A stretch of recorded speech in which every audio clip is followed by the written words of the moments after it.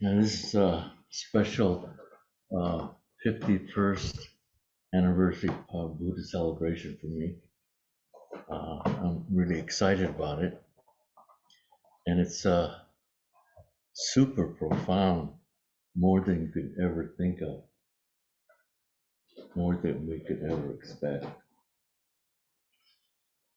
I think I just gathered some information, but basically reading from the Lankavatara Sutra by Bill Porter, Red Pine.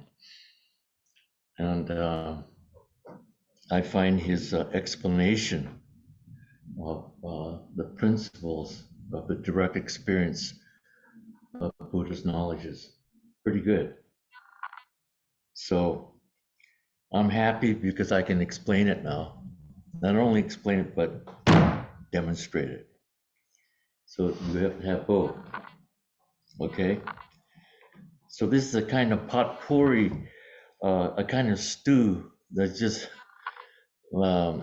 pieces I picked up. And this is a short talk during zazen by Suzuki Roshi. It was the year he died, maybe June 1970. He died at December the 4th, 1971. And yesterday was Trungpa's parinirvana. He also died. And 4 is symbolically of the number, and also it means death. The kanji is different, but it means 4, the number, and also the sound means death.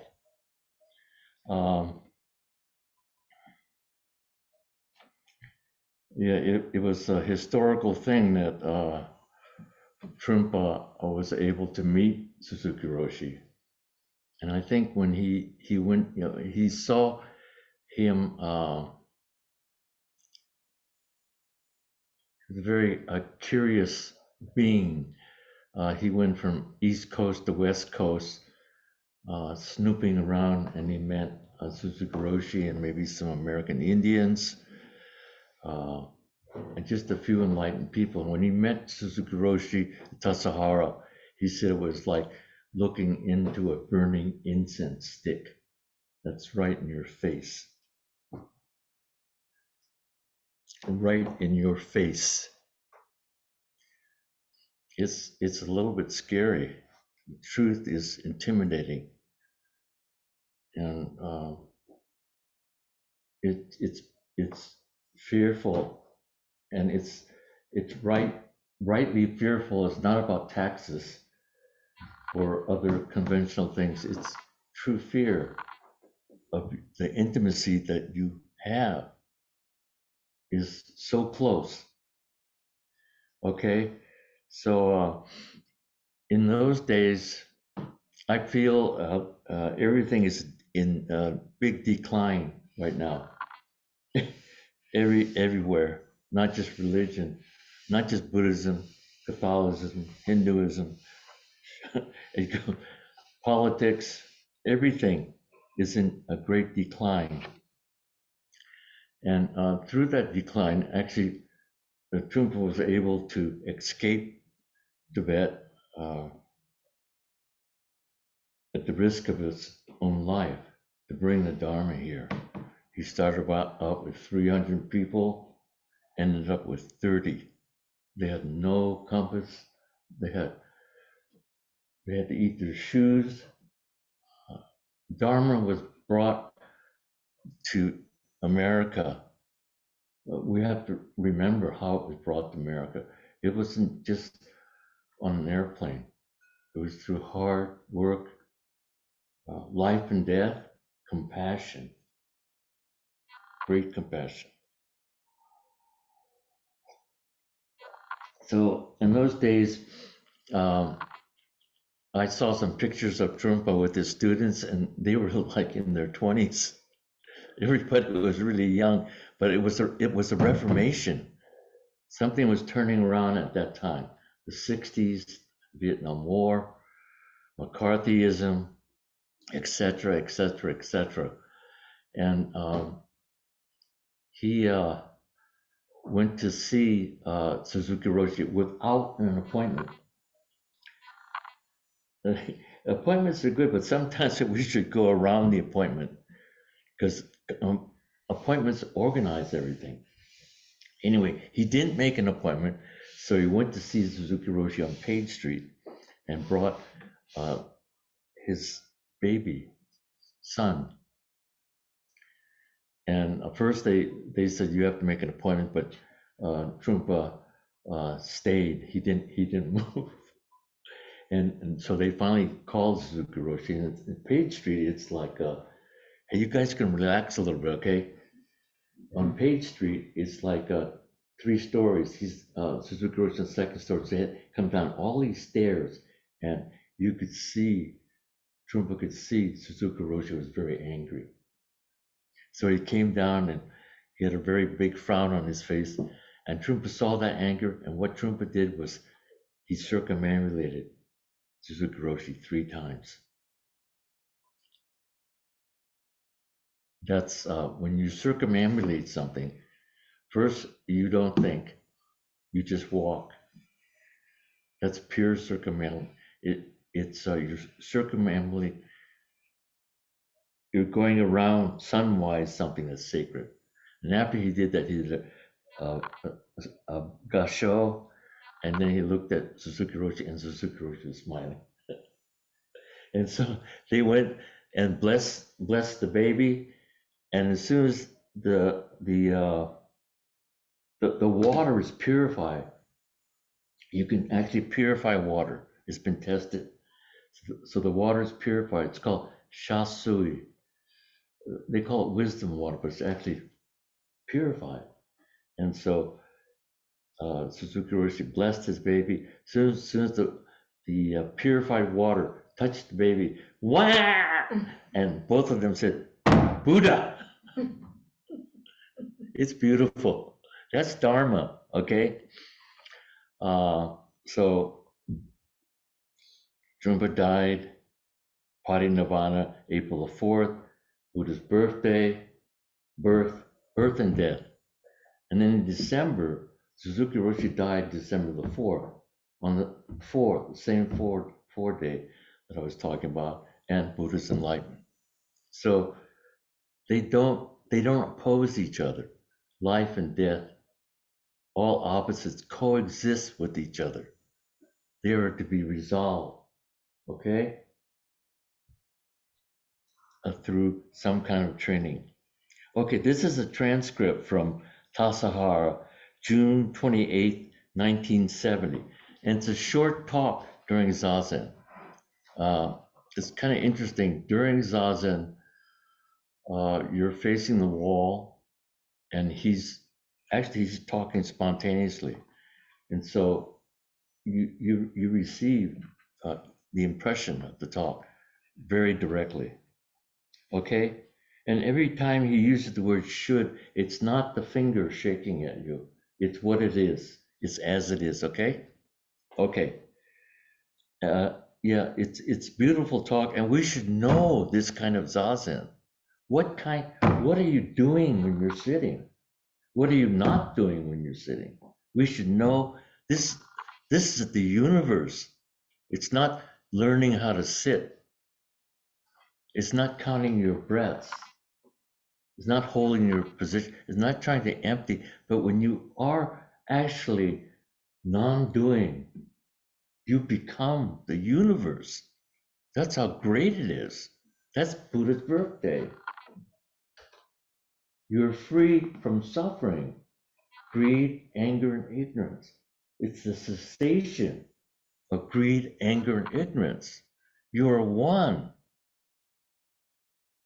Isn't that great? Isn't that something to go towards?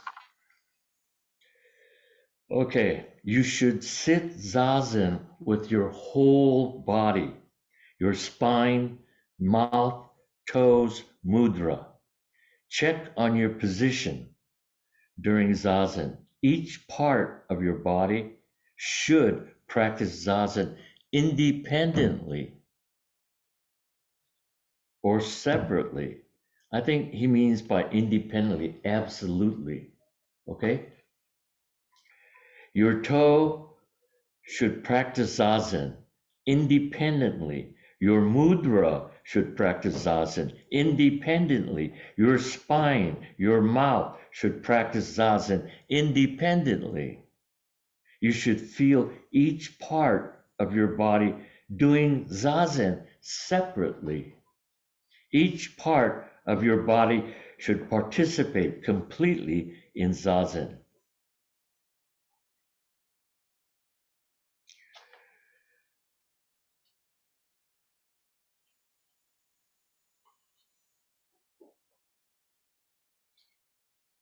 Emphasizing each as all returns to one. This awareness is emphasizing that each separate thing, all of it returns to one. Each part of your body is zazen. Independently, this is known as shikantaza. To think I am doing zazen or my body is doing zazen is a complete misunderstanding. The mudra is especially important. We should not feel as if you are resting your mudra on the heels of your feet for your own convenience. Your mudra should be placed in its own position. That's against your tanden. Don't move your legs for your own convenience. Zazen, I'm just putting this in myself. Zazen is not for your own convenience. Understand? But it is at the same time the great convenience.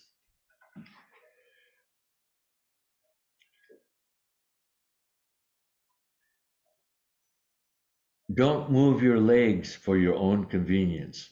Your legs are practicing their own zazen independently and are completely involved in their own pain. So we have to make the distinction between pain and that will not hurt you, but will bother you, annoy you, and the pain that actually will hurt you physically. So if you're going to be hurt physically, please move. It would be ignorant if you don't, like myself. I had to get a knee replacement. Don't, don't be like me. But the other pain, no matter what position you move in, it will force you to go to your breath.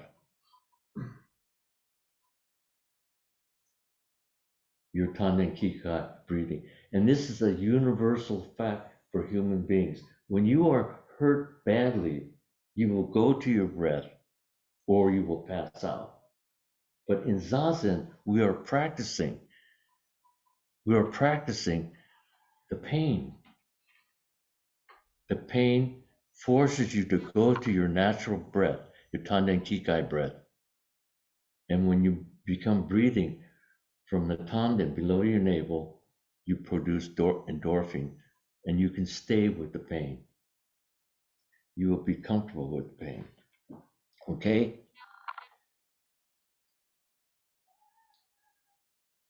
If you think that you have some difficulty with some part of your body, then the rest of the body will help the part that has difficulty. You are not having difficulty with some part of your body, but the part of the body is having difficulty. You, the Tanden Kikai person, you are not having difficulty with some part of the body, but the part of the body is having the difficulty. That's nice. For example, your mudra is having difficulty. Your whole body should help your mudra do zazen. The entire universe is doing zazen in the same way that your body is doing zazen. When all parts of your body are practicing zazen, then that is how the whole universe is sitting. Each mountain, each river is going and flowing independently. All parts of the universe are participating in their practice. The mountain practices independently. The river practices independently. Thus, the whole universe practices independently.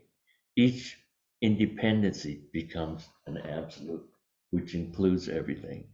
When you see something, you may think you are watching something else outside yourself. This sentence is critical because this is how we see and live our life, which causes suffering. From birth, we were separated from the oneness with the mother. And right from that separation, we are seeing things outside of ourselves. And it's confirmed by nourishment, the conditions, culture, tradition, education. The separateness is what we live in. We have been separated. So I'll say it again. When you see something, see, right when you see something, next thing that comes automatically is, oh, wait a minute. Before you see something, it's the appearance. And then you see something, then you start your projection, which is fabrication. You're already lost. I go into that a little bit more, okay? So when you see something, or when something appears, you may think you are watching something else which is outside yourself. But actually, you are watching your mudra or your toe. That's a big jump. What do you think he means? When we see something outside of ourselves, we're not looking at something outside of ourselves. But before we see something outside of ourselves, we recognize our mudra or our toe. Huh? I think this is very important. You recognize the non-existence of those things. Okay? That's the toe. That's the toe and the mudra. They don't speak. They don't think.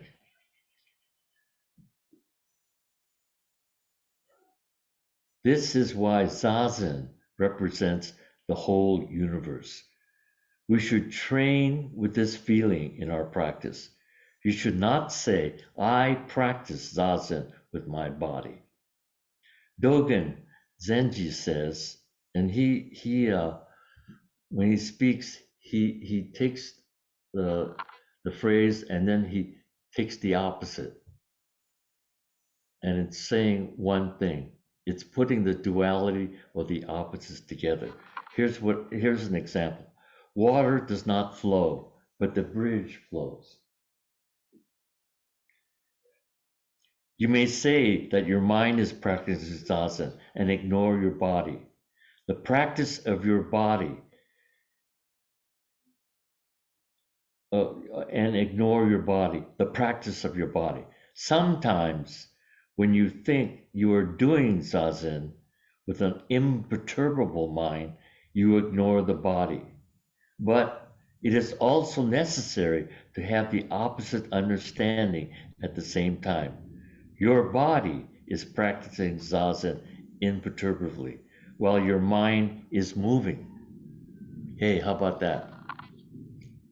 Your body is imperturbable, but your mind is dancing all around. That's an interesting place. It could be the opposite too. Your mind is imperturbable and your body is twitching all over the place. It's interesting, isn't it? It's not one, it's not another. It's both. Think about it.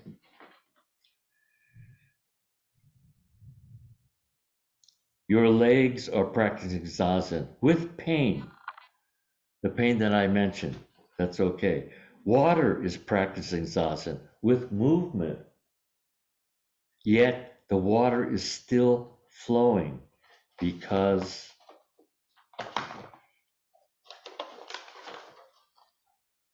the water is still flowing because flowing is its stillness or its nature.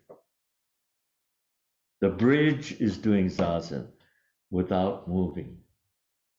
Let the water flow as the waters practice. Let the bridge stay and sit there because that is the actual practice of the bridge. The bridge is practicing zazen. Painful legs are practicing zazen. Imperturbable zazen is practicing zazen. This is our practice.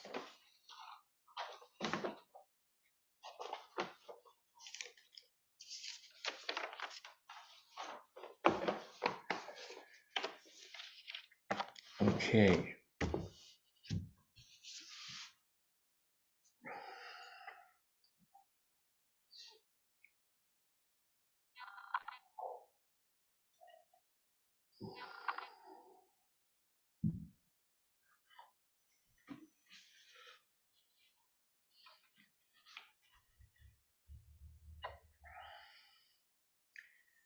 I think must have been on New Year's we got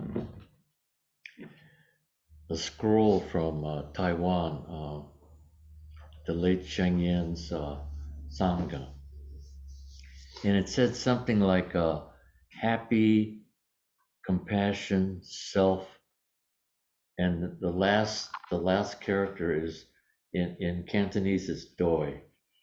Doi means right on. Okay, I don't know how to say it in Japanese, and um, somehow I got to get thinking about this because things happen to human beings in the same way that it started. Uh, I started to get interested in those characters, but happy doesn't just doesn't mean happy. There's many definition. Could be blessing. Since it's New Year's, it's not just happy. It's blessing. And then the next word is wisdom, not compassion. Blessing, wisdom, and G is self, and Doi is right on.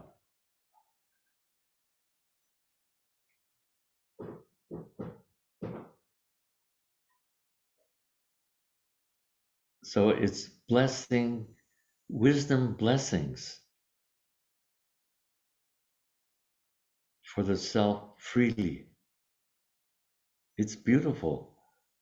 And then later, uh, I in the Heart Sutra, Kanji Zai. That's the first line that we chant. Kan is contemplation, and after sitting many rohatsus, all-night sittings, I thought about that word. Contemplation actually means clarifying, clarifying. And Ji Zai is self, Zai is right on. So clarifying the self freely at will means no thinking. One thought once in a while. And that's what Bodhidharma did for those 9 years. You know, in the old days when you had a calculator, before you use it, you had to clear it. we aren't doing not much different. The old the truth never changes because it's eternal, it's universal. So clarifying the mind means the at will, the non-arising of thinking. One thought, okay. One thought, 1 hour. And you need that one thought, otherwise you'd be dead. Okay? Okay, so I was very, very happy about that. Okay, now here we go to Sri Baba, the three views of reality. This is really, there's the imagined reality, there's the dependent reality, there's the perfected reality. And what I really love about Zen is after they give you all these realities, they say, actually, there's no reality after that, which is right on. It has to be that way. Or you think that, oh, imagine dependent. I want to get to the perfected reality, but that's not it either. Okay, okay. Imagine reality. This is what everybody lives in, and this is the cause of great suffering. Okay, it's not. These realities are not separate from each other. Just because we're talking about it, I have to say one, two, three. But here it goes. Imagine reality is everything is separated from itself and others. That's right at birth that happens. So when you see things, because they're not together anymore. Uh, I explained it, but I don't know if people understood it. When we see things, form and emptiness, or subject and object, object and subject, form and emptiness in Heart Sutra, emptiness is form, and then form is form and emptiness is emptiness. Okay, when we see something, we can become one with it. Okay, the opposite, this way and that way. Another analogy would be like when you first study Zen, uh, things are just what everybody sees. Then when you start studying Zen, things are not quite exactly what everybody sees. And then after you've studied a long time, then you see things are what they are. That's form is form and emptiness is emptiness. Is that explainable? Can people follow that? Yeah? Easy? Uh, anyway, so imagine reality. Um, because things are actually, we have not identified anything because things are uh, have no self-existence. When we were separated from the oneness, there becomes separation, which implies existence of whatever we see. But no existence means that's not what we're supposed to see. That's not reality. Okay? No existence. Okay, we go to dependent reality. Now it's a little bit better because we see that the whole world is interdependent with each other. It's connected. But the thing that it's connected to has no reality. So it's not quite. The difference between the rope and the snake, we see the rope. But because we've identified it as a rope, it's not real. It's just the name. Interesting, huh? Appearance, name. As soon as we name it, it becomes that. But it's not that. Okay?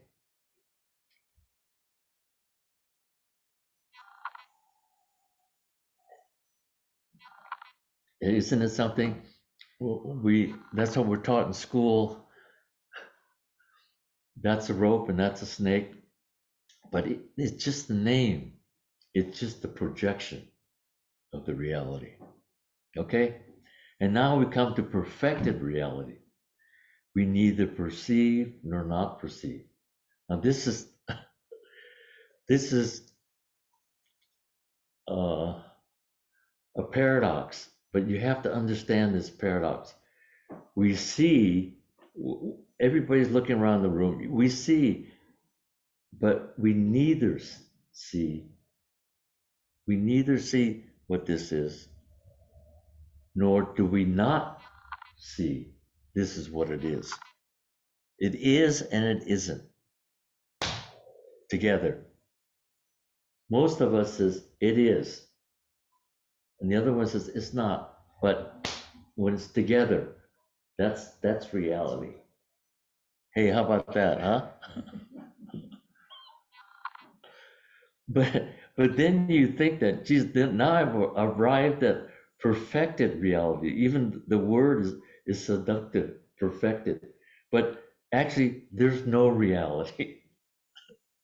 And it has to be that way because we've named it. And that gives it true self-existence. It's reality. It's tathagata.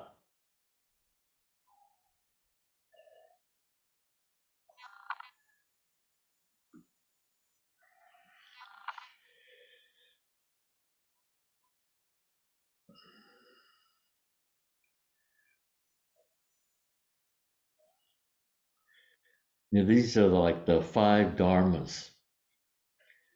And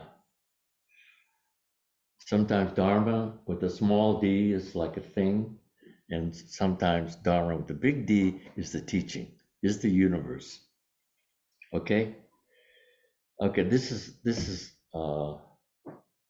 is important. First is the appearance, and then we say it's a tree. Okay, that's how it works. And the tree's over there, and I'm over here. There's no similarity. There's no sameness. We see the difference. That's appearance. Okay, and then now we know it's a projection. It's fiction. It's not reality. And after that, there's correct insight. Correct insight is that the direct experience of Buddha's insight. Correct insight and suchness. Suchness is another name for emptiness. It means correct knowledge.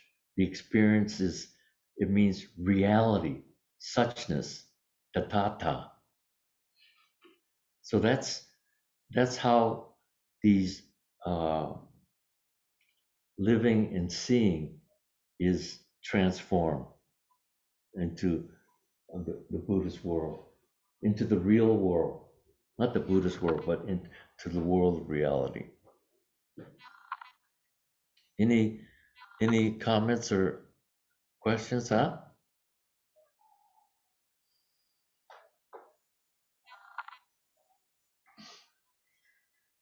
Everybody understands, huh? Everybody's listening. Huh? Everybody's listening. Boy, this is fantastic for me. I'm so happy. I phoned up all a lot of people and to please come to Buddha's birthday because it's about your original birth.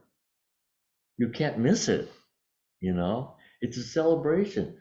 I mean, going on vacation is not that important. This is the most important thing you could do in your life and for other people. This is the vacation.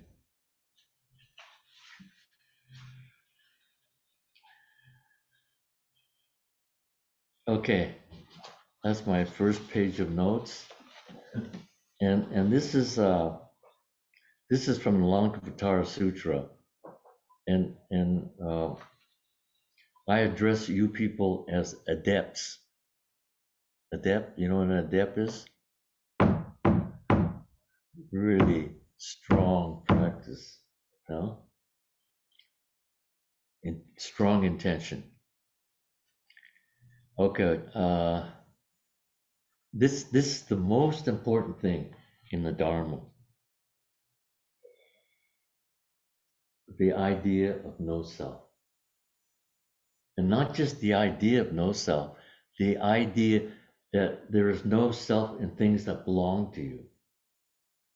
Those two aspects. And when you acquire or behold this, you become the Tathagata.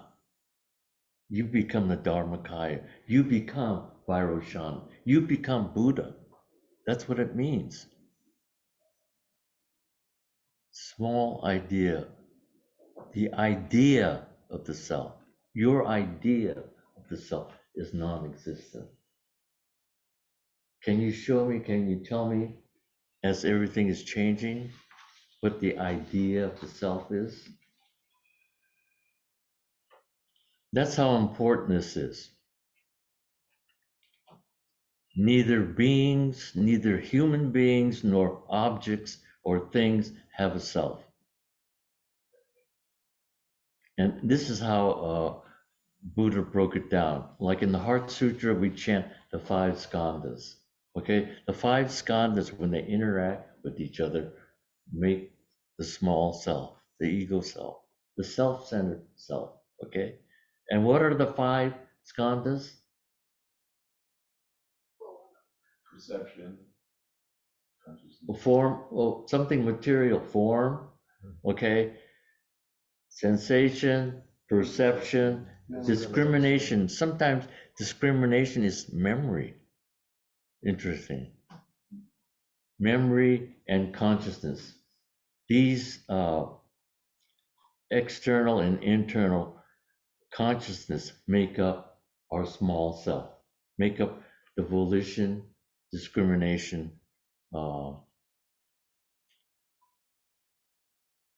make up the small self, the one that gets us all the trouble.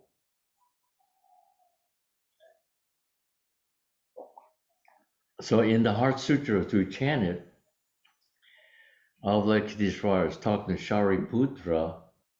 Avalokiteshvara is a bodhisattva. Shariputra is a Theravadan. He's an arhat. And he tells him that these are all empty. They're non-existence.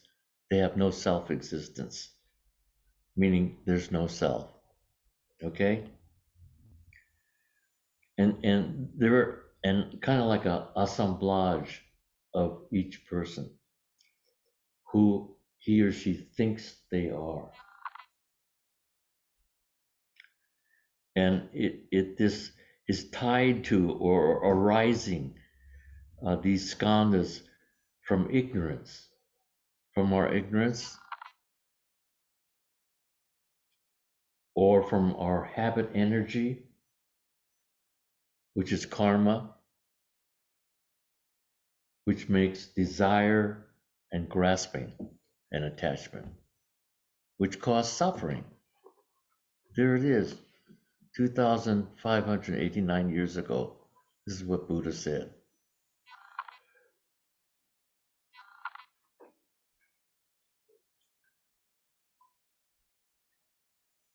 Yeah, and here we go again. Existence and self. Oh, anyway, here we go. Includes neither a self nor any being or anything that belongs to a self. It neither exists nor not exist. The world which we see, live in is a fabrication created by our minds because of our belief in the small self, in the skandhas.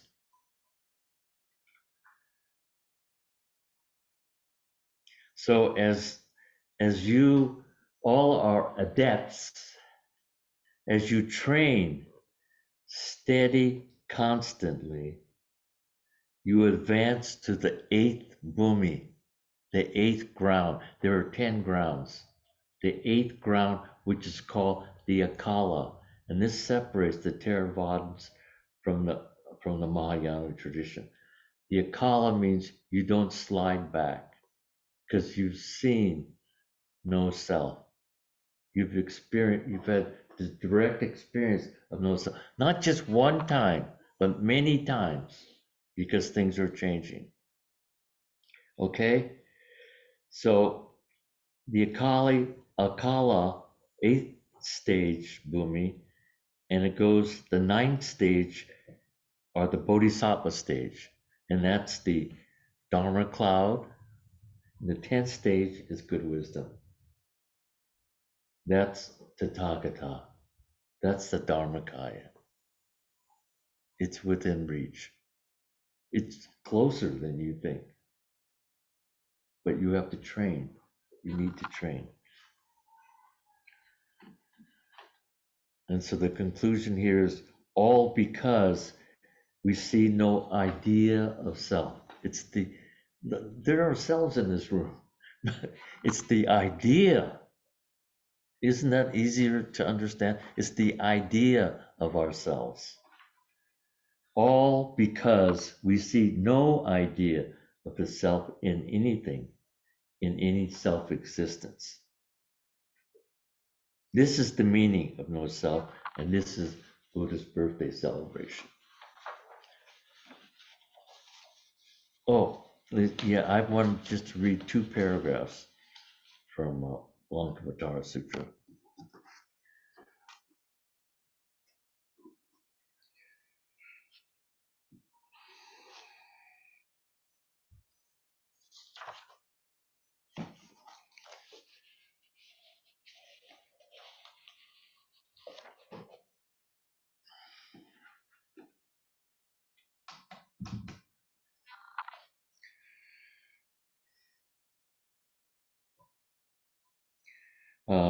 It's a dialogue between the Buddha himself, the Bhagavan, and Mahamati Bodhisattva, the great compassion Bodhisattva.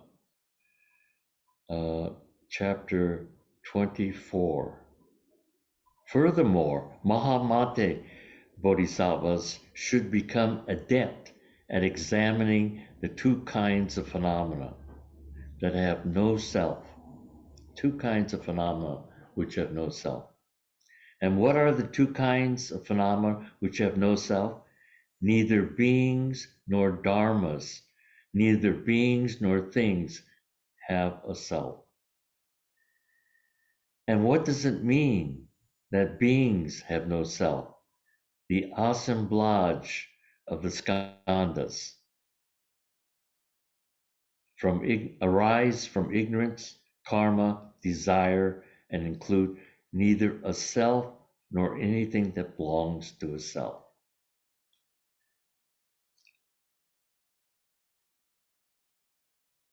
As the grasping and attachment of such senses as the eye, the form, give rise to consciousness,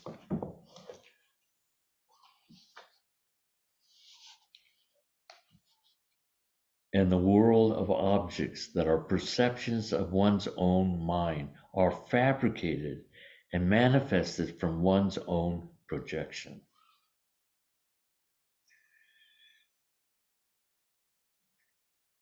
They change and disappear each moment. It's impermanency, like a river or a seed or a candle or the wind of a cloud. Restless like a monkey, attracted to impurities like a fly, insatiable like a wind-blown fire.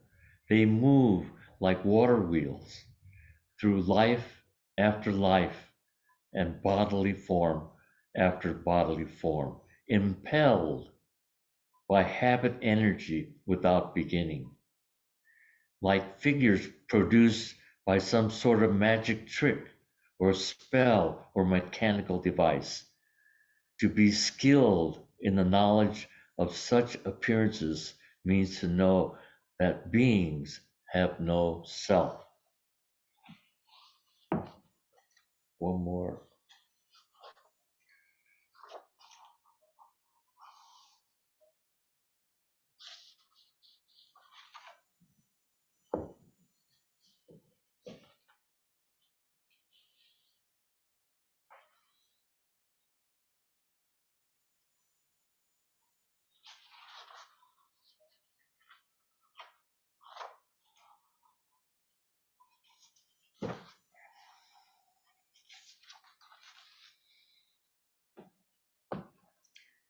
I guess that's it. Any questions?